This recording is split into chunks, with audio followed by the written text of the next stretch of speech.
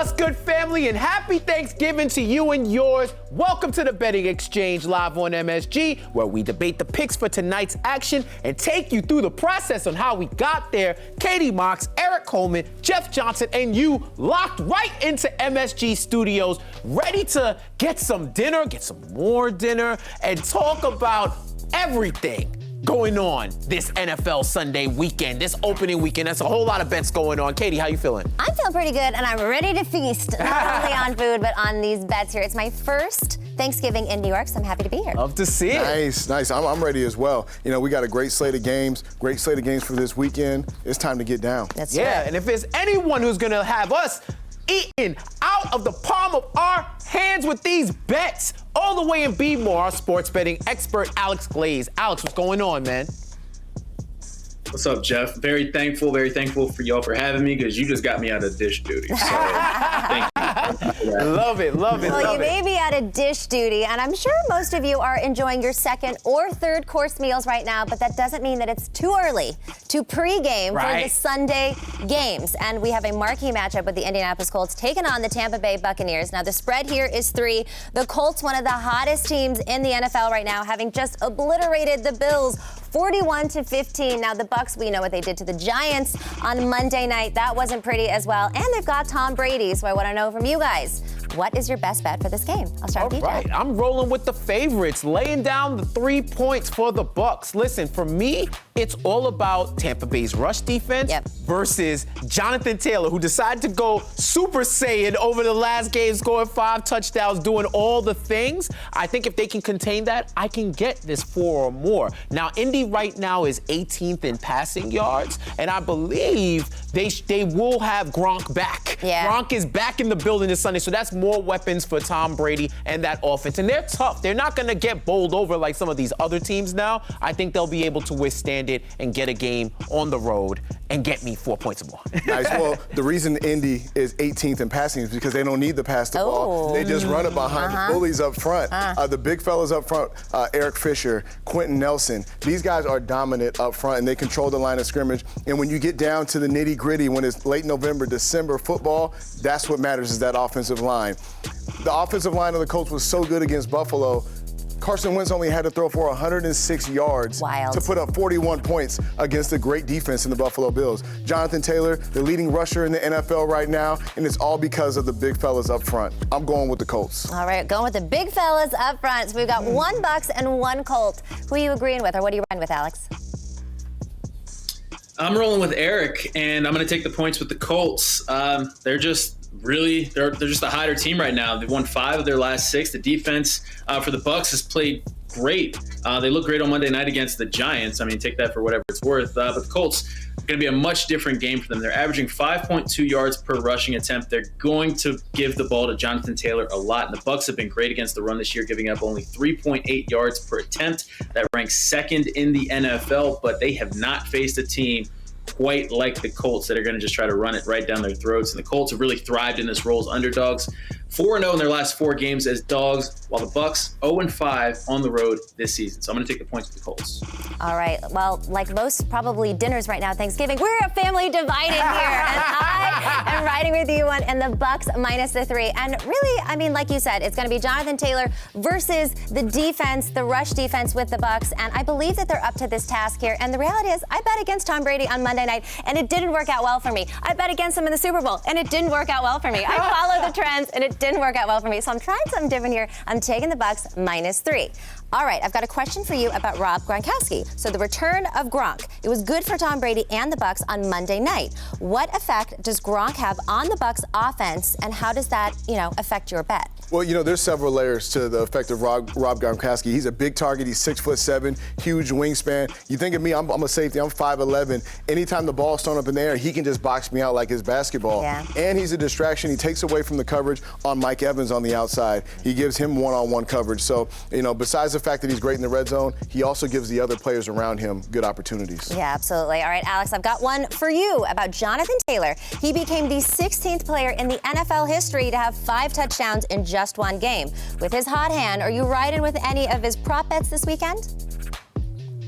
Yeah, I like the rushing prop, his yards. He's going over 100 yards in 5 of the Colts' past 6 games. So I'm not going to step in front of that train. I think that the Bucs are going to get ahead of Jonathan Taylor. So I'm going to take the over with his rushing yards. Yeah, I mean, it's going to be so exciting to watch and to see what he can do. Obviously, the Bucs defense, super scary, but then this Jonathan Taylor guy, I mean, he is running down people's throats. Oh, yeah. I mean, and watch it, for fans out there, when you watch the ball snapped, a couple seconds into the play, watch where the Colts offensive line is. Most of the time, they're on the second level. They're back hitting linebackers, knocking guys back. You don't see that much out of a great offensive line. Wow. I mean, it's so nice to have you on this. You can give us those kind of insights here. But all right, everybody, happy Thanksgiving to you. Enjoy all of your meals. You're watching The Betting Exchange live on MSG. Next up, it is the coin flip. Don't go anywhere.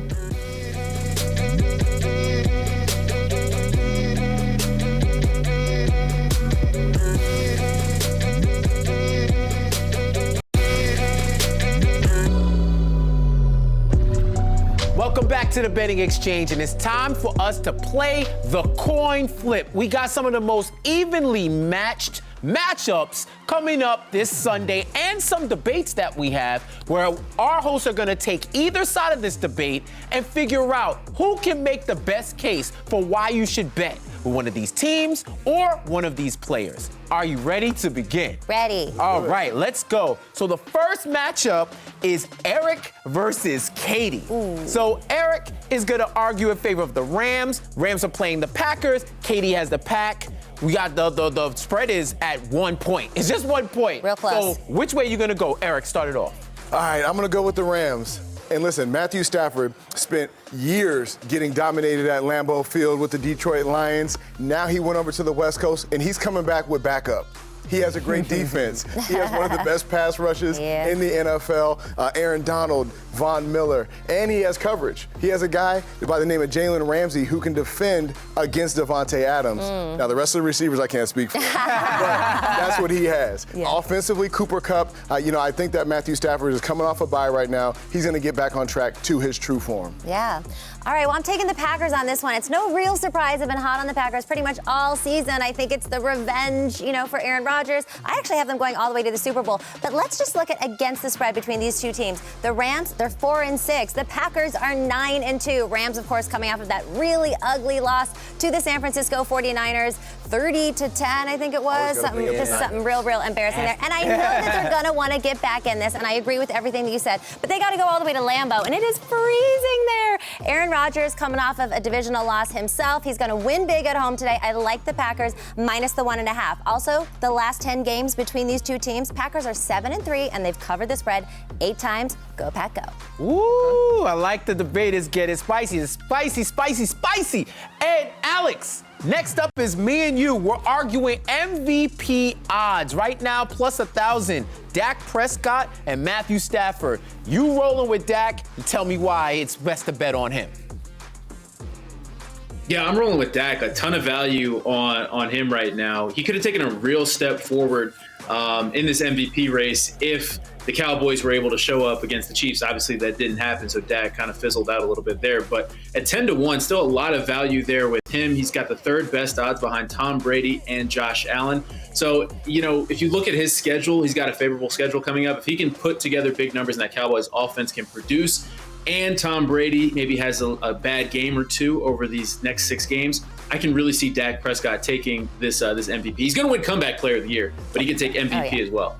Yeah, for sure. And I like Stafford equally at those 10-1 odds. That's Erik's man. That's what Erik's man from jump for the MVP. But I look at him. Right now, he's 4th in passing yards, 3,000 plus, with 7 games to go, 24 TDs, 67% completion rate. And he has Cooper Kupp, who is the top receiver in the league at over 1,000 yards already with 7 games to go. I think they have an equally favorable schedule. And one thing about between them, they're both 7-3. Both their teams are 7-3. So how they finish is going to play a lot into who wins this award. And their defense is also going to come up big because if they get the ball back in favorable position, Stafford can cook. It's a scary defense. Right. Yes. Next, we're going Erik and Alex. Ooh. Seattle at Washington. The spread is 1 point.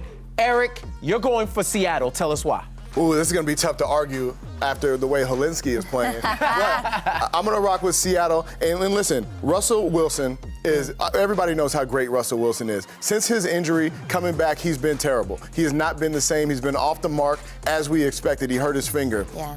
Only time is going to get better. He has great weapons in DK Metcalf, Lockett. You know, I really think that this offense at some point in time is going to get back on track. And you look at the Seattle defense, they have the 4th-rated rush defense, so that slows a lot of the things down that the Washington football team likes to do. So I'm going with Seattle. I like that. All right, Alex, where you rolling?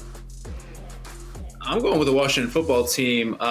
Despite losing Chase Young, that defense has looked great over the past couple of weeks. Actually, the Washington football team in general has looked good. They beat, the Bucs, and they just beat the Panthers. Those are two pretty good teams, two potentially playoff teams that we're talking about there.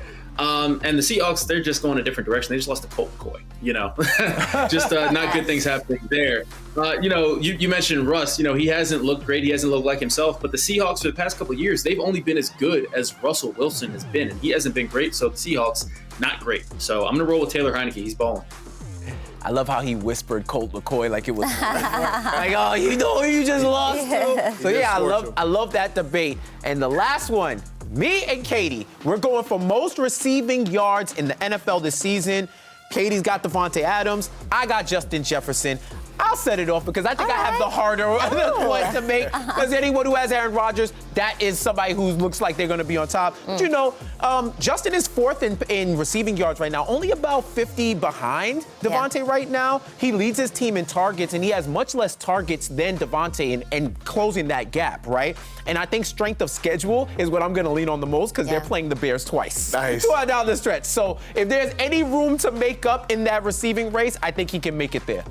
Yeah, I mean, look, Justin Jefferson is an absolute stud, and both Devontae and Jefferson put on an absolute show last week against each other. Jefferson is great also on 3rd down, but like you said, it's hard to argue against Devontae Adams. He is arguably one of the best or the best wide receiver in the game, and to your point, he's kind of their only target that they have, and so defenses know the ball is going to him every single time, and they still can't stop him. No matter what is going on, he always has a chance to come up with a very big play. So I'm taking Devontae Adams. Yeah, he has about 20 more receptions, like targets, than Justin Jefferson. It's over 100. It's nuts. And he's from the Bay. And that. You gotta love that, right? Well, those are our coin flips. And when we come back on the betting exchange, we're giving you our future fix. Don't go anywhere. We'll see you in a sec.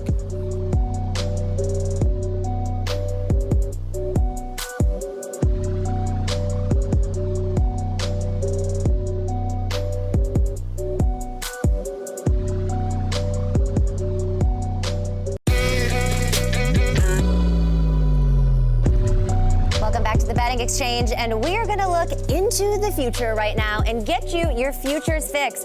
Each one of us is going to tell you our best bet for the AFC division titles. We're going to start with the AFC East and with my guy, Erik. I'm going to go with the Buffalo Bills in this one, and I know it's a close race between the Buffalo Bills and New England Patriots, but at the end of the season, you have to look at great defense. Buffalo does not allow a lot of big plays. They're very imposing on defense. They turn the football over, get Josh Allen back opportunities, and when it comes down to it, you want a quarterback who can run and get you that extra first down and continue with those drives, and I like Josh Allen. All right, Jeff. All right. I'm drinking all the Kool-Aid and I'm rolling with the Pats, primarily because they control their own destiny in a sense because they play the Bills twice. And if the Bills continue on the trend that they've been going, I can see them sweeping that series and then they end the season with the Jags and the Dolphins. So whatever happens in those next stretch of games is going to determine who wins that division. I think the Pats, even with a split, have a favorable schedule, more favorable than the Bills down the stretch. So yeah, I can't believe I'm saying this in this season, but yeah, I would put my money on the Pats. Okay, Alex, what do you think? Yeah, I'm rolling with Jeff. The Patriots are back. I'm not sure what the deal is with Josh Allen and the Bills. It's almost like they become a one-dimensional offense, but by choice. So it's kind of weird to see that. But, Erik was talking about defense. The Patriots defense has come along really nicely this year, and that's the big story for the Patriots, I think. They've just been winning ugly games. And, they have 3 division games left. Like Jeff mentioned, this is really going to be settled then when they play those 2 games against Buffalo. But I'm going to back the Patriots. Yeah, I'm going to agree with you guys here, and I'm going to back the Patriots as well. And I'm also surprised to be saying that because I'm the biggest Bills believer, and they've made me a lot of money this year, but they've had some questionable losses, especially that one to the Jags. The Pats right now leading the division 7-4. They've won 5 games in a row, and like you guys said, the offense is starting to click, but the defense is the real hero there.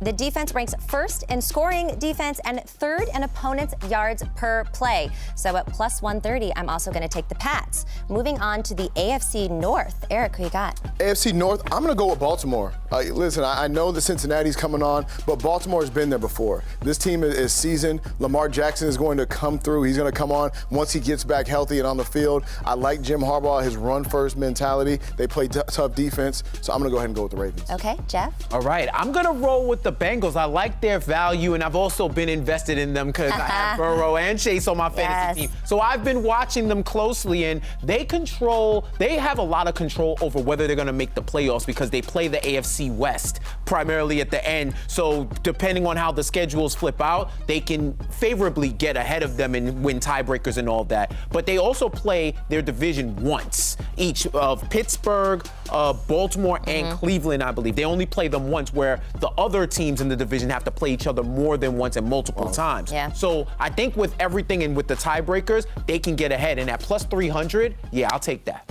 All right, Alex. This was tough for me. I was really torn between the Bengals and the Steelers in this one. I don't believe in the Ravens. I think that the injuries are finally going to catch up with them down the stretch. Lack of depth. It's really tough to overcome that in this final stretch of the season when they have 4 division games left on their schedule. But, the Browns, they're dealing with Baker Mayfield. He's banged up. He's not right. The Bengals are just a healthier team. I could see the Steelers winning this because Mike Tomlin just wins ugly, and when that defense is healthy, they're really good. But I'm gonna back the Bengals reluctantly.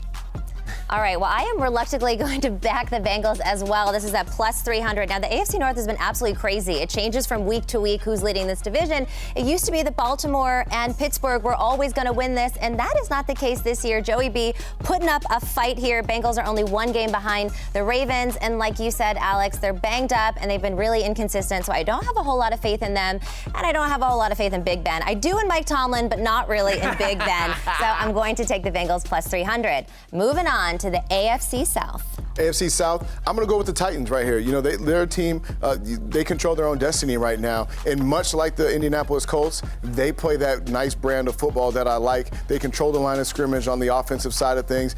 But Tennessee Titans have a better defense. They turn the football over. Vrabel has Landry getting after quarterbacks. So I really like them down the stretch. I'm riding with the Titans. All right. All right. I like the Colts here for a lot of the reasons that you've brought up before, talking about their style of play, their bully ball. And I just think with the Titans, I think that Derrick Henry injury is going to come back to bite them in the end. It might be close. I think it's going to be a close race to the finish. We might go all the way to week 18 now with that, right? But I think that the Colts can overcome, and plus 900, I think it's a good bet. Yeah. Alex, what do you think? Yeah, the Colts might be able to make up some ground in the race, but I think the Titans just have too big of a lead right now. They already have those 2 head-to-head wins as well against the Colts, so I'm going to roll with the Titans just because they already have a comfortable lead in the division race.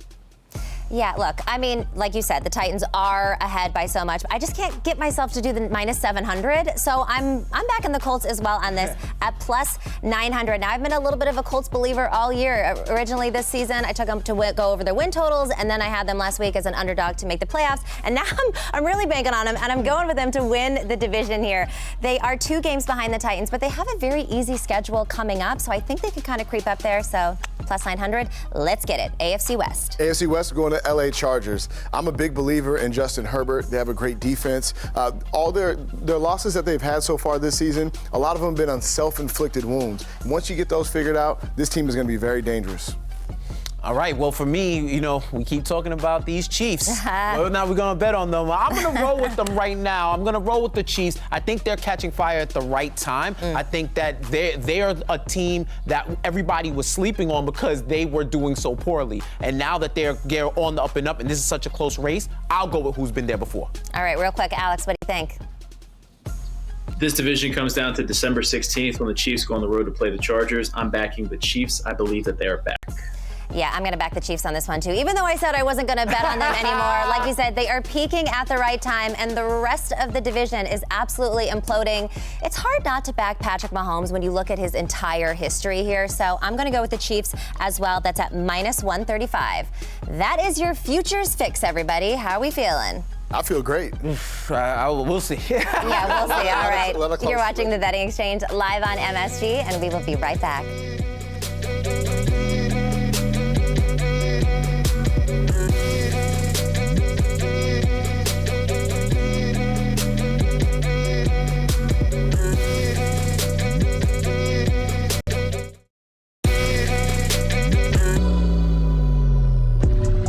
Welcome back to the Betting Exchange. Take a look at our coin flip recap. This is going to be interesting what happens on Sunday and throughout the rest of the season. Yeah, I mean, you'd be surprised to know I'm a Niners fan with all of this. This is the go pack up. But you bet with your head and not with your heart. Yes. And before we get out of here, in the spirit of Thanksgiving, we want to give thanks to all the teams and the players that have had us hit all of our bets for the past season. Yes. We need to show our appreciation. So let's get that started right now. Erik, who are you giving thanks to?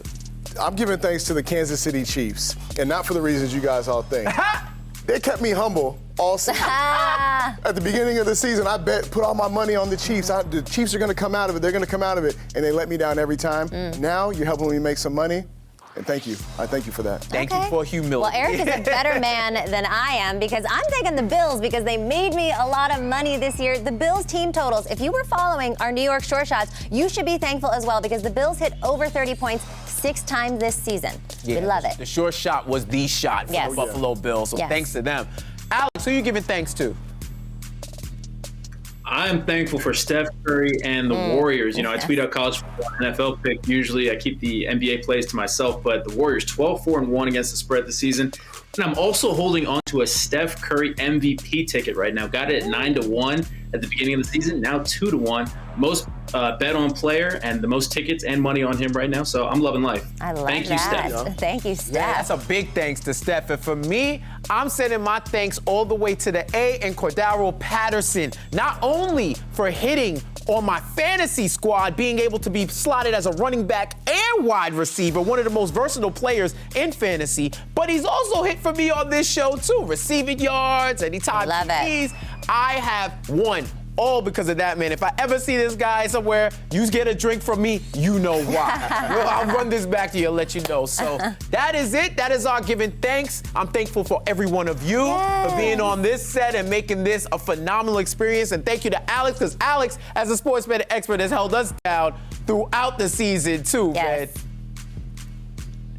Appreciate it. Hey, question for y'all, though, because we have a lot of debate about mac and cheese. Was mac and cheese on your plate tonight? 100% is on my plate. It better be. Yeah, I riot if there's no mac and cheese on my plate. There is going to be some furniture moving if there ain't no mac and cheese on my plate. And no matter where you are, give thanks for who you're with, what you're able to experience, and if you're making some bets this weekend, be thankful and hopefully that good energy will reciprocate to you. So for Katie Box, Erik Coleman, Jeff Johnson, Alex Glaze, and you, thank you for joining the Betting Exchange. Make money, don't let the money make you. Happy Thanksgiving.